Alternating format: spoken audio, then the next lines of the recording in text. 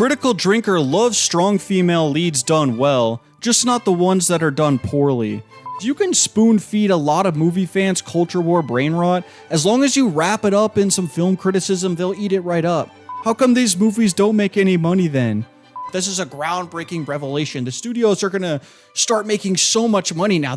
All they have to do is stop making movies woke. So I recently made a video about people like the Critical Drinker and Nerdrotic who use movie reviews as a Trojan horse for culture war brain rot, and this got a lot of interesting comments from Critical Drinker fans, so I figured I'd respond to some of them. Critical Drinker loves strong female leads done well, for example, Ripley from Aliens. He just doesn't like the ones that are done poorly, like Captain Marvel. Alright, not gonna lie, I kind of have a little bit of a mini crash out every single time I see any variation of this argument because it's just so irrelevant, it just completely misses the point. Nobody is saying that people like the Critical Drinker or Nerdrotic or whatever literally hate 100% of all movies that have a strong female lead, and also nobody is saying that you're not allowed to criticize these characters if they're poorly written. The problem is how they shoehorn their culture war agenda every single opportunity they get. Whenever there's a movie that has a strong female lead, if that is a flawed movie, they don't just criticize the flaws of the movie, they use it as an excuse to start slipping in right-wing talking points. If it was really just about criticizing bad writing, there would be no need to turn it into a culture war issue. You would just criticize the writing. There are hundreds and hundreds of film critics that you can find that criticize these exact same movies and point out the flaws, but they don't throw in a bunch of right-wing talking points while they're at it. They just criticize the movie. So for example, some channels I like watching, I like Jeremy Johns, Moist Critical, Deep Focus Lens. I'm pretty sure all of those people have criticized a lot of these same movies, for example, like the Disney Star Wars sequels, but they didn't turn it into a culture war thing. They just criticized the bad writing in these movies and left it at that. And I think this type of comment where you're saying, oh, they love strong female leads, they just don't like the poorly written ones, this actually kind of proves my point about why this method of political propaganda is so effective, because you can very easily just write it off as, oh, they're just talking about movies, they're just criticizing the writing, it's not that big of a deal. It kind of has a disarming effect because it is culture war brain rot, but they wrap up that brain rot in a bunch of film criticism so that when a lot of movie fans watch it, it just feels like you're watching a normal movie review. You're thinking, oh, they're just talking about the writing, dude, it's not like that big of a deal. But make no mistake, the culture war brain rot is in there. They are spoon-feeding you their agenda. They just wrap it up in film criticism and all of a sudden now it's more digestible. It's like if you were making a smoothie and you put all the normal smoothie ingredients into the blender, but then you also added in a few drops of poison, blended it up, handed it to someone, and then they're trying to tell you, oh yeah, this is great. This is just like all the other smoothies. Yeah, but except it has poison in it. Whether it's propaganda or not, Critical Drinker regularly articulates what makes most new blockbuster movies bad and why they are continuously failing at the box office. The numbers don't lie. How come these movies don't make any money then? Yeah, is that why the Barbie movie made $1 billion? Or why Sinners was this huge box office hit despite being a completely original movie? This is one of the main problems I have with this type of culture war brain rot content, is that they attribute pretty much everything to culture war hot topics.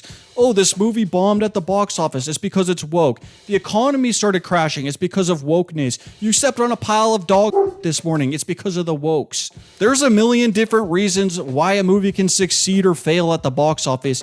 Why are you reducing it all down to, oh, it's because it's woke?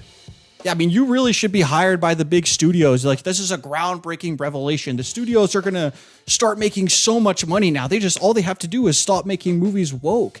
And then now they'll start printing money at the box office. What, you're not gonna consider any other factor? You're just gonna boil everything down to, oh, it was woke, therefore it failed at the box office. But then when there's an obvious counterexample like the Barbie movie or Sinners or something, radio silence. You don't actually have any evidence that box office performance is directly related to wokeness. You're just being spoon-fed a very simplistic narrative. And this is what just really annoys me about a lot of this culture war stuff, is that it just poisons every single topic, every discussion. Everything has to get reduced to this really stupid narrative of woke versus anti-woke.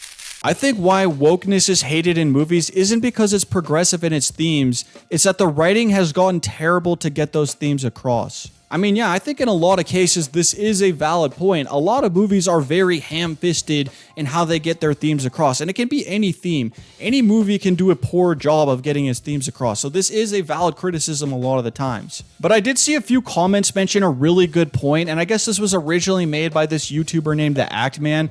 So it's The Boy Who Cried Wolf. If you're constantly complaining about every single movie being too woke, yeah, maybe sometimes there are cases where these movies are overly ham-fisted in the way that they get their themes across.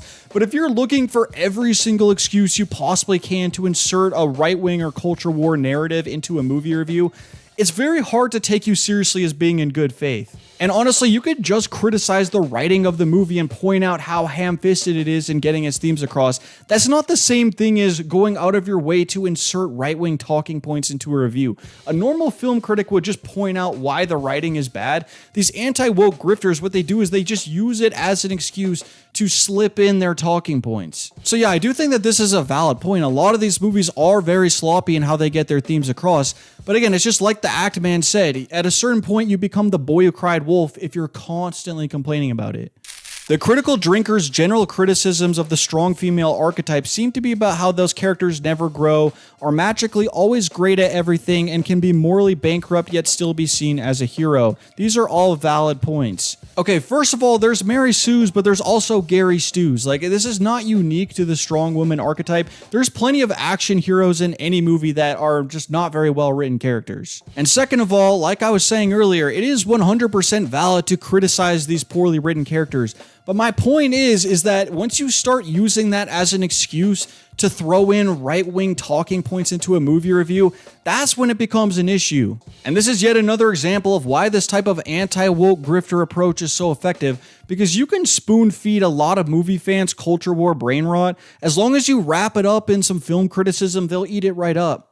It's not like the critical drinker knows nothing about movies. In a lot of his videos, he does have legitimate criticism and legitimate insight. He just makes anti-woke videos because they're what gets him the most views. Also, I feel like his criticisms extend beyond anti-woke, like when he does Why This Modern Movie Sucks videos. He also talks about how ridiculously expensive recent movies are turning out for no reason. Although I do agree for the most part, he's like the Andrew Tate for film bros. Alright, well, first of all, the Andrew Tate for film bros comparison, I think that's pretty spot on. That's a pretty good analysis. Seems like this person really can see through the BS. But anyway, yeah, like these people like the critical drinker and nerdrotic, they're definitely not dumb. They do know what they're doing. I don't know if I would go as far as to say that they're particularly insightful when it as film critics. Definitely wouldn't compare them to someone like a Roger Ebert or a Mark Kermode. When it comes to making videos, they definitely do know what they're doing. They know how to make an engaging video, and I would say they probably do have more knowledge about movies than at least your average movie fan. I think a lot of people dismiss these types of channels as being a bunch of clowns and a bunch of idiots, and I don't really think that's true at all. I do think that they are very media savvy. But I'll be honest, I don't think you can really just hand wave away all the poison they're putting out there, just because every once in a while they also have some valid criticisms of a movie. There's way more to life than movies. Oh, and by the way, if you're someone who watches critical drinker videos or whatever, that's fine. You can watch whatever you want. I really don't care. I watch those Jubilee surrounded videos. Those are some of the biggest brain rot videos you can find on the internet. So I get it. It's like a guilty pleasure.